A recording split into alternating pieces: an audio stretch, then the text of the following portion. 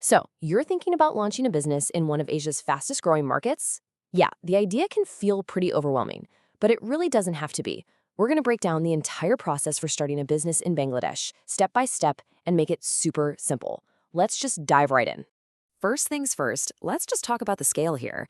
We're looking at a potential market of over 160 million people. I mean, that is a massive, densely packed audience of potential customers all right there in one place. And, it's not just about the sheer number of people.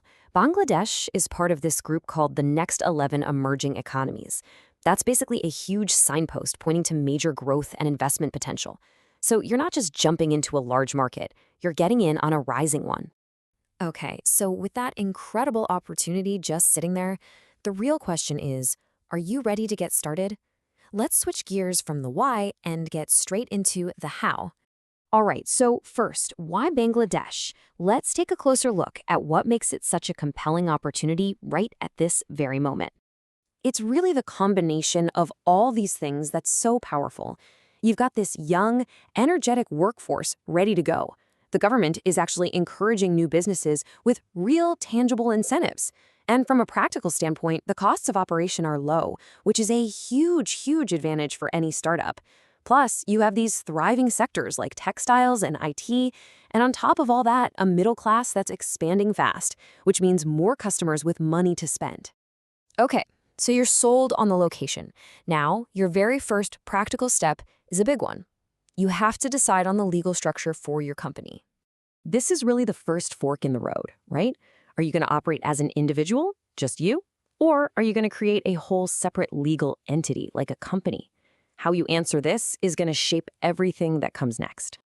This table really lays out the trade-offs pretty clearly. A sole proprietorship, super easy. You're in total control. But here's the massive catch: unlimited liability.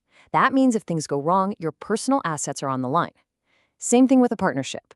That's why for most serious businesses, a private limited company is the way to go. Yeah, it's a bit more work to set up, but you get two game-changing benefits. It's its own legal entity, and it comes with limited liability. So what exactly is limited liability?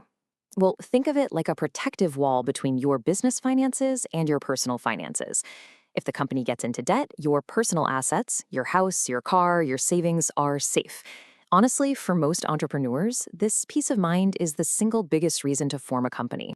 All right, so you've picked your structure. Now it's time to make this thing real. Let's walk through the registration roadmap. This is basically your to-do list. It all kicks off with getting your business name approved. You have to make sure it's unique. Then you draft the foundational documents, the rule books for your company. After that, it's a pretty straightforward process. You file the application, pay the government fees, and then you get it, that all-important certificate of incorporation. And just like that, you're officially in business. Now, you're going to hear this acronym RJSC a lot.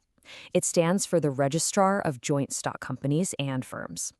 Just think of them as the main government office, the central hub for getting your company registered in Bangladesh. They're the people you'll be dealing with. Okay, so the 5 steps we just saw, that's kind of the simplified version. This flowchart shows the full official process. But don't worry, you don't need to memorize every single box here. The main takeaway is just that there is a clear defined path. It might look complicated, but it shows how all the pieces, you, the government, the bank, fit together to get you from just an idea to a fully incorporated company. But wait, you're not done yet. Getting incorporated is a huge milestone, for sure. But to actually open your doors and start doing business, you're going to need a few more essential licenses. This is basically your post-incorporation checklist. The trade license lets you do business in your specific location. The TEN and VAT certificates are all about taxes. A dedicated business bank account is an absolute must for handling company money. And then, depending on what you do, you might need specific things like a fire certificate or an environmental clearance. Let's just zoom in on the tax side for a second because, getting this right from day one is absolutely crucial. You don't want to mess this up. First up is the TIN. That's your tax identification number. This is completely non-negotiable. Every single business, no exceptions, has to have one. It's basically your company's unique identity in the eyes of the tax authorities. Next is VAT, which stands for Value Added Tax. Now, this isn't something every business needs right away. It only becomes mandatory once your annual revenue crosses 8 million Bangladeshi taka. Once you hit that mark and get registered, you can then legally collect VAT from your customers for the government. Phew! Okay, we have covered a ton of ground, from the big picture ideas all the way down to the nitty-gritty paperwork. So let's pull it all together into one final actionable checklist. And here it is, your 6-step launch plan, all boiled down. You start with that big decision on structure. Then you go through the official registration with the RJSC. After that, you get operational. Open that bank account, get your core licenses for trade and tax. And finally, you just do a final check for any special permits your industry might need. You follow these steps, and you'll be starting on a really solid legal foundation.